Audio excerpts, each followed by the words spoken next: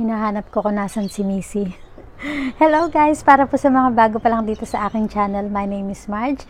Kung mahilig din po kayo sa mga halaman, please do consider subscribing, and syempre huwag pong kalimutan na i-click ang ating notification bell para na sa ganon ay updated kayo sa tuwing ako ay nagpo-post ng mga bagong videos. So ngayong araw na to guys, medyo makalat ang garden kasi gaya nga na mention ko sa mga update ko sa Facebook and Instagram, kami po ay nagre-ready para sa aming paglipat ng bahay. And today, nag-post ako ng video kasi gusto kong i-share sa inyo kung paano ko bang alagaan yung aking Graptopetalum mendozae or Graptopetalum mendozae.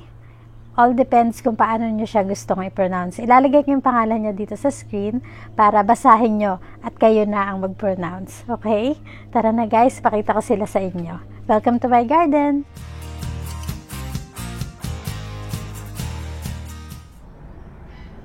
So, yun nga guys. Alas 5 na ng hapon dito sa amin. And ang garden ko po ay nasa Brisbane, Australia, para lang po sa mga gustong malaman kung nasaan to, kasi baka akala nyo dahil nagtatagalog ako ay nasa Pilipinas. Wala po, ako po ay nasa Australia. And yeah, ito ang aking garden guys. And si Missy, para sa mga hindi nakakilala sa kanya, yan ang aking bunso. And ito yung aking Graptopetalum mendozae.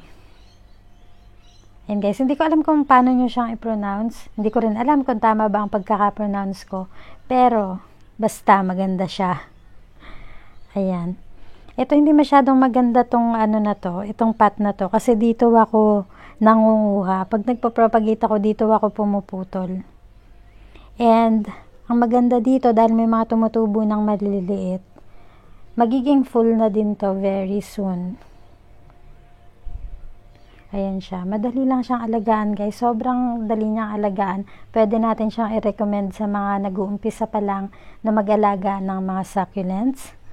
Ayan, kung makikita nyo, may kaibahan yung color kasi iba rin ang kanyang sun exposure. Ito guys, gusto nito yung naaarawan talaga kasi maganda yung kulay niya, maganda yung form niya, mas fuller yung itsura ng pot kapag ka naaarawan ng maghapon. So, etong isang to, maghapon to, tignan nyo siya. Mataba, mapink-pink, medyo pinkish. Ito naman, dito naaarawan sa umaga, from midday hanggang hapon naman ang araw niya. Kaya yan, tignan nyo, magkaiba yung kulay nila. Ito medyo green, pero ibang pagka-green. Parang mint green, may pagkaganon. Ito naman mapink-pink. Tapos ito naman mula pagsikat ng araw sa umaga, meron na tong sun exposure hanggang mga 11 ng umaga. And ayan naman yung kulay niya. Maganda rin siya. Ito guys, parang parang donkey's tail at burro's tail. Mahilig din sila sa tubig. Alam ko yung burro's tail, meron ako nabasa na ayaw daw sa tubig, once a month diligan. Pero yung sa akin, yung mga nakikita nyong pinopost ko sa Instagram and Facebook, madalas ang dilig ko niyan mga once a week o kaya once every 2 weeks. Ganon. Madalas once every 2 weeks. Pero yun ang gusto nila para tumataba sila. Same with this. Ayan, ang ganda niya guys pagka punong-puno yung kanyang pot. Tignan nyo. Diba? Malalaman yung hindi siya masaya kapag ka siya. Yung iba yung itsura niya. Yung kapag kulang sa sikat ng araw kasi diba may spaces. Halimbawa ito, ganyan. Diba? Ito at saka yan. Diba may space na ganyan? Yun, malalaman nyo na hindi masaya kapag masyadong maraming spaces na ganun. Ibig sabihin, gusto niya ng sun exposure pa. Ayan siya. And to propagate this guys, very easy. Kumuha lang kayo ng gunting, tapos i-cut nyo na kagaya neto. Ito yung isang pot ko na pag nagpo-propagate ako, dito ako kumukuha.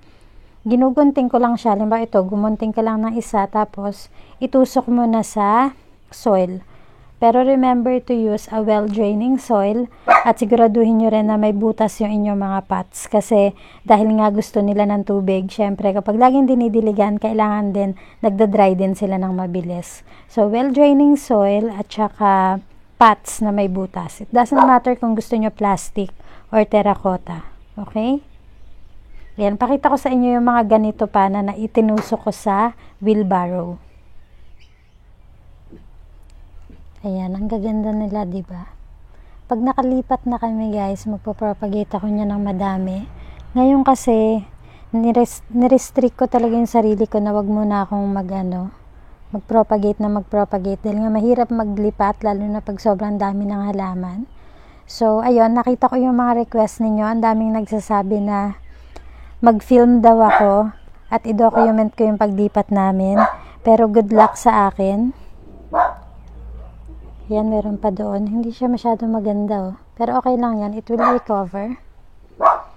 And ayun, gagawin ko yung best ko para ma-document ko yun. Pero hindi ko mapapromise, guys, kasi 3 lang kasi kami sa bahay. And kailangan namin yung isa't isa sa paglipat. So, hindi ko alam kung kakayanin ko ba yun. Pero susubukan ko. That's what I can promise. And ito yung ating wheelbarrow sa ngayon. Wheelbarrow project.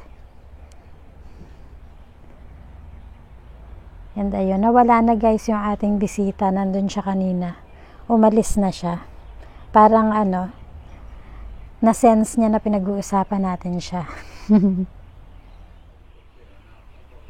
So ayan guys, yan lang muna ang maisi-share ko sa inyo tungkol dito sa Graptopetalum mendozae. Kung meron kayong ibang experience, kasi syempre ang pag-aalaga nga ng succulents ay iba-iba, no? Depende sa climate ninyo. Kung ibang experience ninyo, please share it with us. I-comment nyo po yan below para mabasa din ng mga iba na ngayon pa lang nag-uumpisang mag-collect ng mga succulents. Ayan, ang ganda niya guys pag naaarawan siya ng tama.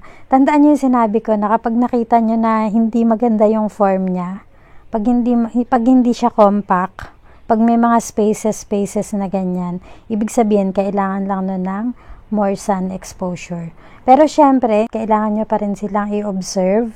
Kasi depende din yan sa init ng araw. They can burn, syempre, kagaya ng iba ding succulents. And, ayun, tingnan nyo guys yung mga maliliit na tumutubo. Diba? Ayan, no? Mga maliliit na tumutubo. Madali siyang dumami, so masarap siyang itanim talaga. Magandang ground cover siguro to. Hindi ko pa kasi nasubukan na magtanim ng succulent sa lupa. Sa lupa talaga at hindi sa pot. Dahil alam nyo naman lahat na mga tanim ko ay puro nasa pots. Ayan, nasa pots lang sila lahat. So, kung meron pala kayong experience na tinanim nyo to sa lupa, share nyo naman sa amin kung maganda ba. Ayan. One day, magagawa ako ng macrame para makapaghanga ko nito. Parang gusto ko ng makapal na sobrang kapal. Tapos, nakahang lang siya, diba? Siguro ang ganda.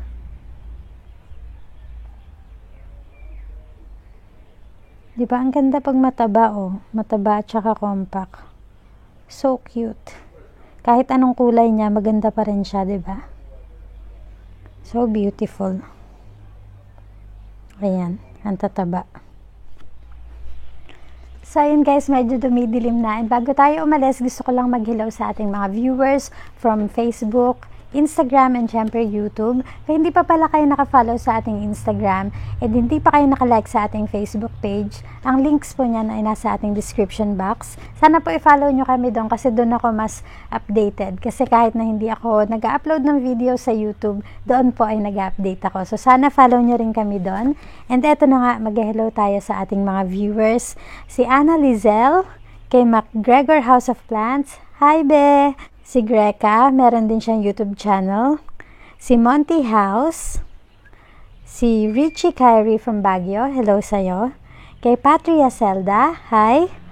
Kay Perla Alvarez Andalahaw, hello sa'yo. Kay Emily R. Fabian. Kay Rochelle Tejada. Kay Daddy Joe Stories, and kay Pucha TV. So, ayan guys, sana po ay nagustuhan nyo tong video na to. If you did, please give it a thumbs up and syempre baka gusto nyo rin i-check out po yung iba pa nating mga videos na nagawa ko na dati. Kung nagustuhan nyo to, for sure magugustuhan nyo din yung mga yon. So, ayan guys, I will see you on my next video. Please don't forget to subscribe. Bye!